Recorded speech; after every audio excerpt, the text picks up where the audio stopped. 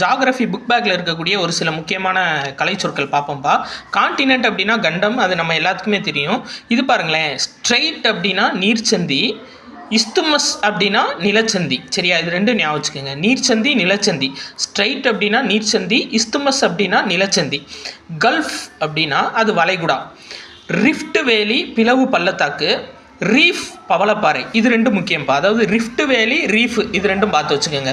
Rift வேலி பிளவு பள்ளத்தாக்கு, ரீஃப் பவளப்பாறை. சரியா, அடுத்து பாருங்க, இந்த இது ரொம்ப முக்கியம். என்ன அப்படின்னா காட்ராக்ட்ஸ். சரியா, காட்ராக்ட்ஸ் அப்படின்னா சிறு அருவி அப்படின்னு சொல்லிட்டு அர்த்தம். சரியா, சின்ன சின்ன அருவிகள்லாம் நம்ம வந்து டிக்கெட் எடுத்து போனோம்னா கான்ட்ராக்ட் எடுத்துருப்பாங்களா அப்படி ஞாபகம் வச்சுக்கோங்க. காட்ராக்ட்ஸ்னா சிறு அருவி. பின்னக்கிள்ஸ் அப்படின்னா சுண்ணாம்பு பாறை.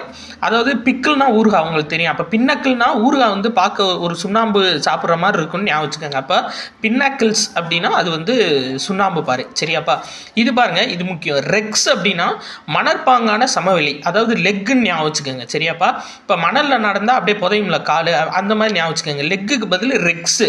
ரெக்ஸ் அப்படின்னா மணற்பாங்கான சமவெளி. இது முக்கியம். இப்போ ஓயாசிஸ் அடிக்கடி நம்ம பார்க்கக்கூடிய வார்த்தையாக இருக்கும். OASES, ஓயாசிஸ் அப்படின்னா என்னென்னா பாலைவன சோலை. பாலைவனத்தில் ஒரு தண்ணி இருக்கக்கூடிய ஒரு பகுதி தான் ஓயாசிஸ்ன்னு சொல்லுவாங்க. ஸோ ஓயாசிஸ் அப்படின்னா பாலைவன சோலை. அதே மாதிரி பாருங்கள், இந்த இது முக்கியம். அதாவது மேப்பு, புவிப்படம், அது நம்மளுக்கு தெரியும். இது பாருங்களேன், இது ரொம்ப முக்கியம். கார்டோகிராஃபி. சரியா, கார்டோகிராஃபி அப்படின்னா புவிப்படவியல். சரியா, புவிப்படம்னா நம்மளுக்கு மேப்பு, கார்டோகிராஃபினா புவிப்படவியல். சரியா, மேப் ஸ்கேல், புவிப்பட அளவை, இது இருக்கட்டும்.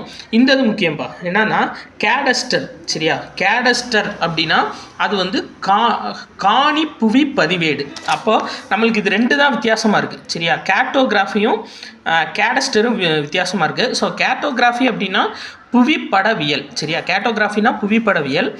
கேடஸ்டர் அப்படின்னா அது வந்து காணி புவி பதிவேடு. ஸோ இந்த மாதிரி தான் கலைச்சொற்கள் டெக்னிக்கல் ஓரியன்டாக கேட்குறாங்க. இது நம்ம புக் பேக்கில் தான் இருக்குது. ஸோ எதெல்லாம் ஜிகே நீங்கள் படிக்கும்போது புக் பேக்கில் கலைச்சொற்கள் இருக்கோ அதை படித்து வச்சுக்கோங்கப்பா. நன்றி.